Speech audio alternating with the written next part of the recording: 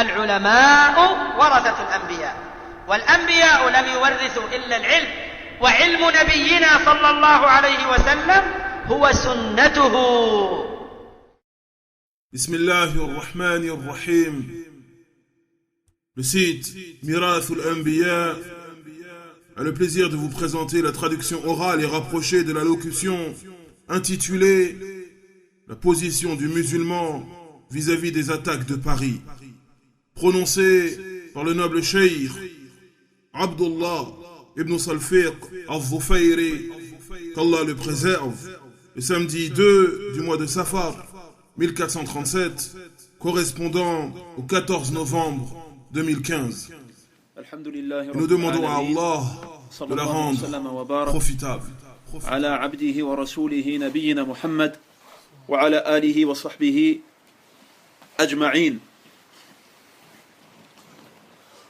Le cheikh Abdullah al-Zafiri, qu'Allah le préserve, a entamé son allocution ayant pour titre la position du musulman face aux crimes perpétrés à Paris, en adressant les louanges à Allah tabaraka wa ta'ala et en lui demandant de couvrir d'éloges et de saluer son serviteur et messager, notre prophète Mohammed, ainsi que ses compagnons et ceux qui l'auront suivi jusqu'au jour de la résurrection.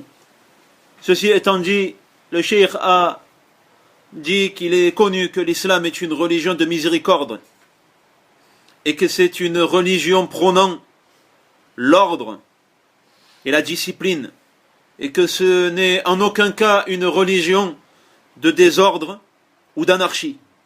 C'est une religion de compassion. Allah tabaraka wa ta'ala a dit, dans la traduction approximative du sens de sa parole, un messager est venu à vous, issu de vous-même,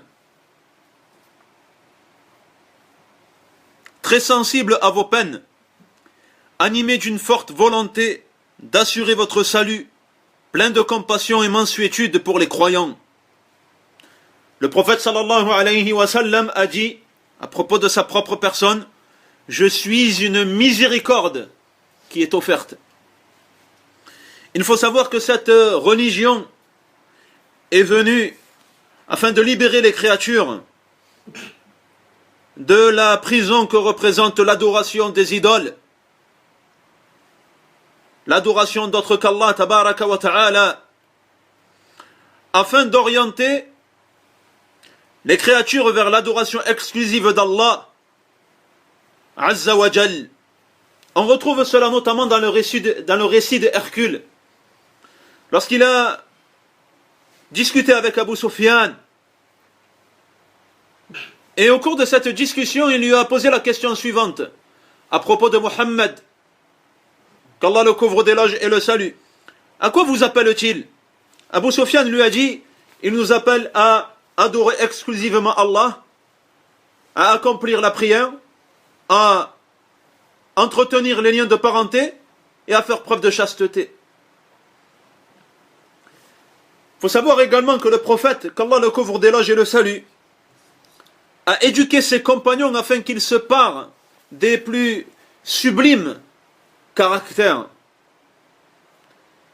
Et il les a notamment éduqués au fait d'être miséricordieux, de faire preuve de compassion. Et c'est ainsi que ses compagnons, qu'Allah les agrée tous et sans exception, furent les meilleurs émissaires qui propagèrent l'islam dans les différentes contrées, et que par leur biais Allah tabaraka wa ta'ala a guidé à l'islam bon nombre de gens. Les compagnons du messager d'Allah, qu'Allah le couvre d'éloges et le salue, ont fait aimer l'islam aux gens, et ce de par leur noblesse de caractère et de par la miséricorde dont ils faisaient preuve. Et c'est ainsi que les gens sont entrés en masse dans la religion de l'islam à leur époque. On retrouve également une des manifestations de la miséricorde et de la compassion à laquelle incite la religion de l'islam dans le récit du jeune juif qui était au service du messager d'Allah, qu'Allah le couvre d'éloges et le salue, et qui un jour tomba malade. Le prophète, qu'Allah le couvre d'éloges et le salue, l'a alors visité. Et il l'a notamment incité à dire la ilaha illallah, à attester que nulle divinité ne mérite d'être adorée si ce n'est Allah. À ce moment-là, le jeune juif a regardé son père et son père lui a dit obéis à Abul Qasim. Abul Qasim, c'est la kunya, le surnom du prophète Mohammed, qu'Allah le couvre d'éloges et le salue, et c'est ainsi qu'il a embrassé l'islam. Et en sortant de chez lui, le prophète, qu'Allah le couvre d'éloges et le salue, était rempli d'un sentiment de joie, et il a dit louange à Allah qui par mon biais l'a sauvé de l'enfer. Suite à cela, le cheikh Abdullah al-Dhafiri, qu'Allah le préserve, de dire: chers frères, le but recherché derrière cette intervention, c'est le fait d'exposer la position à avoir vis-à-vis des attentats perpétrés hier par certains membres du groupe de Daesh qui sèment la corruption sur terre. Il faut savoir que premièrement, ces actes-là constituent une forme de suicide et ils doivent ainsi être considérés comme tels. Ils doivent être considérés comme un suicide, et en aucun cas cela ne doit être considéré comme servant la cause d'Allah tabaraka wa ta'ala. Ces gens-là ne sont pas dans le sentier d'Allah. En outre, ces gens-là encourent le châtiment, comme les ulama l'ont expliqué. Et l'islam est innocent de ce genre d'actes-là, de même que ces crimes ne font en rien partie de l'islam. Les ulama mettent sans cesse en garde contre le caractère corrompu de ce genre d'actes, sachant que les préjudices qu'ils engendrent touchent en premier lieu l'islam et les musulmans, car cela vient ternir l'image de l'islam. L'islam n'appelle pas à la trahison. L'islam n'appelle pas au fait de bafouer les pactes.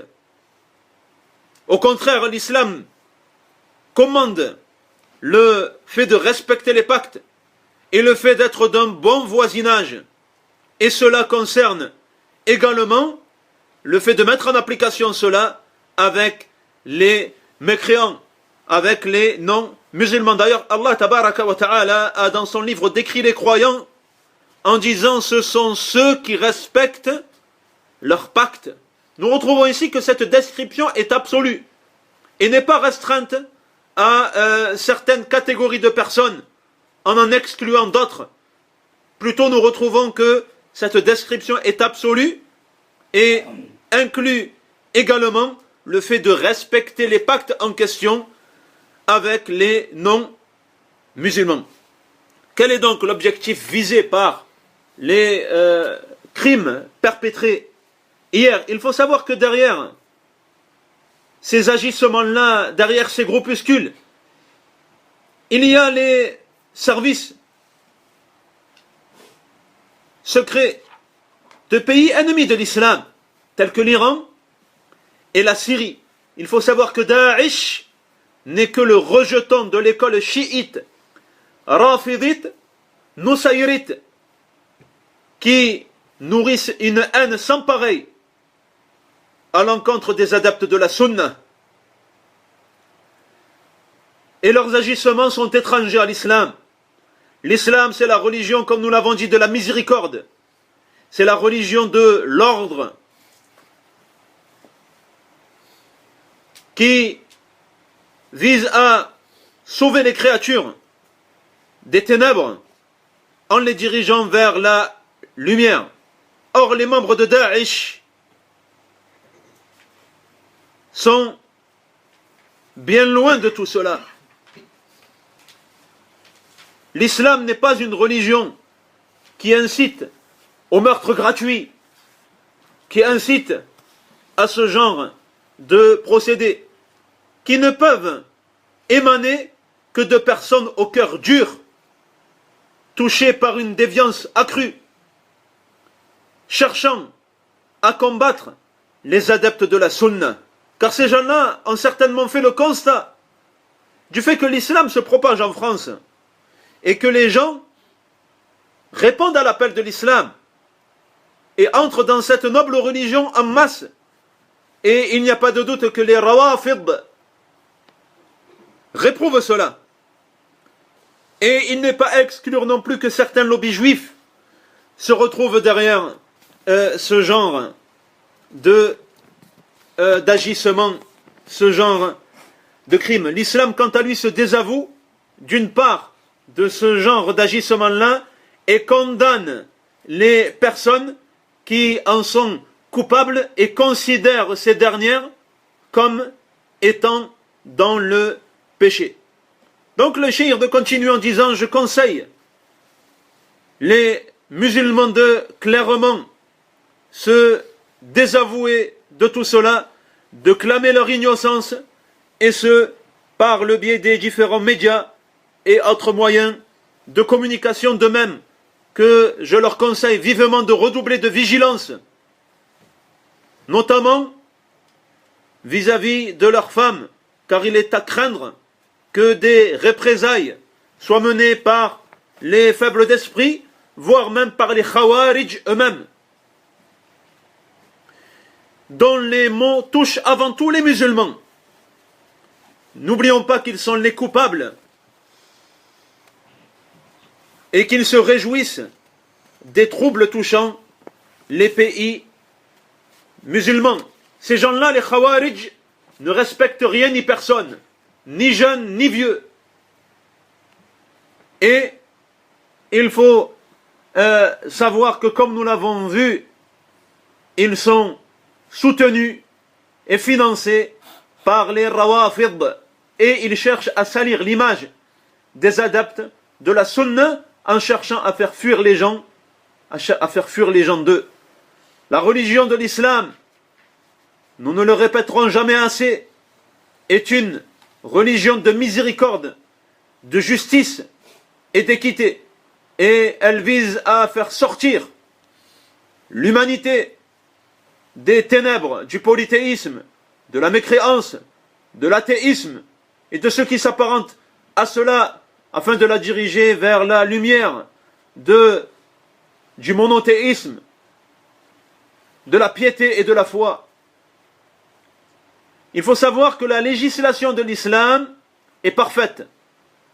Et si elle était adoptée par l'humanité dans l'ensemble des domaines régissant le quotidien, il n'y a pas de doute que l'humanité connaîtrait le bien-être et le bonheur. Allah tabaraka wa ta'ala a dit dans la traduction approximative du sens de sa parole: aujourd'hui j'ai parachevé pour vous votre religion et vous ai comblé de mes bienfaits, et agréé pour vous l'islam comme religion.